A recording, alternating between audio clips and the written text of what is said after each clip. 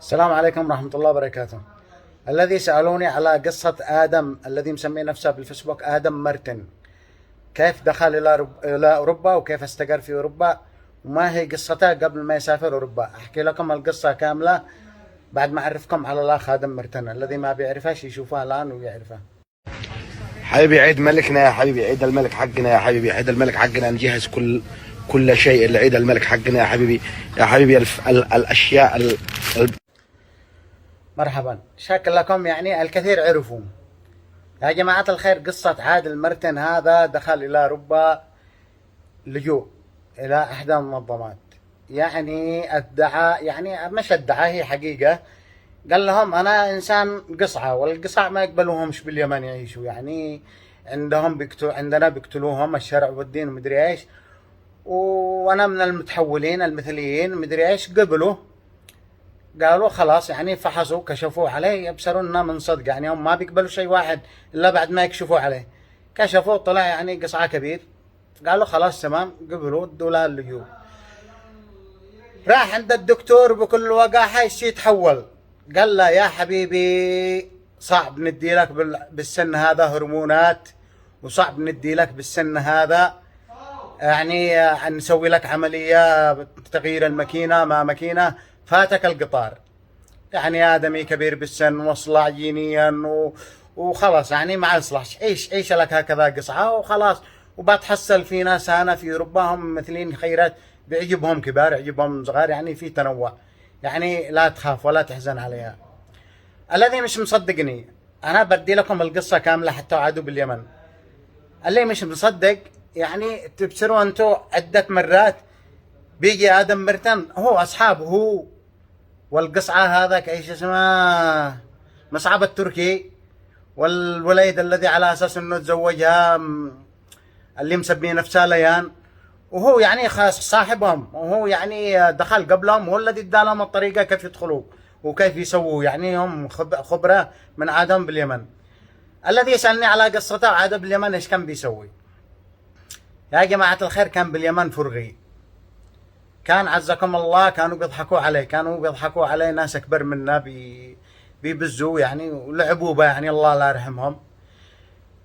يعني خلاص ما كانش معروف، يعني كان معروف عند شويه ناس. لا واحد ادى معاه مره بغبغان من الهند، وطرح البغبغان حقه هذا بالبلكونه، وقبال البلكونه هذه زغطي، وهو واصل آدم مرتن حال قصلع في زغطي. بعدين لا يوم أبصر آدم هذا داخل الزغطي، وبا واحد بيتنحى عز الله السامعين.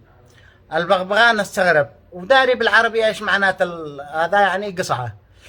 بعدين كمل يتنحى، خرج آدم مرتن والبغبغان صيح له يصلع يصلع، وهو بسر عند البغبغان قال له يا قصعة. قال كل ما بسره كان يصلع يا قصعة يصلع يا قصعة. المهم شهر به داخل الحارة، ما ادري كيف عمل، صار اشتكى بصاحب البغبغان. عند البغبغان حقه بيتهمه وبيدي له سمعة كذب، وهي صدق مش كذب. ساروا للقسم، صاحب البغبغان فعل التزام على نفسه إذا زاد حاله يصلح يا قصعان انه يقتل البغبغان او يطيره او يبصر له حل. فعلوا الالتزام هذا. ثاني مرة دخلوا الزغطي وزاد بسر له عند البغبغان، وقهر البغبغان وخلى اثنين يتنحوا عز الله السامعين. البغبغان ما تحملش يا جماعة الخير، وهو حيوان والله ما تحمل، ولا عجبه يتحمل ولا عجبه المنظر. عاد وخرج من الزغطي داعى يصلع يصلع وفرح يقتلوا البغبغان الذي سمع به يصلع يصلع.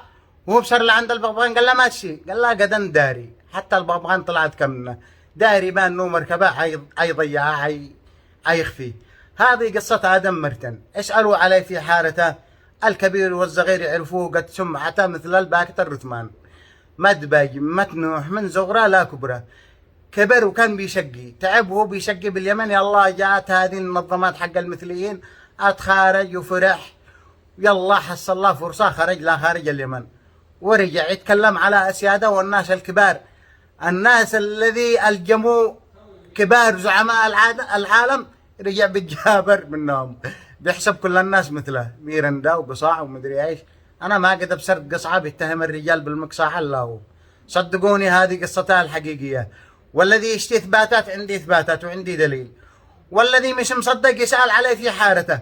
ادخلوا على ناس من خبرته يعني عنده في الفيسبوك، ادخلوا وحلفوهم ايمان، والله ما يحلفوا لكم، اتحداهم، هم دارين قصتهم ماضي. اتحداه يطلع على الهواء مباشرة ويحلف يمين انه ما قد حد بجه، واذا حلف يمين انا اتأدب واتحمل امام الله وامام الناس. هذا علمي وسلامتكم، والسلام عليكم ورحمة الله وبركاته.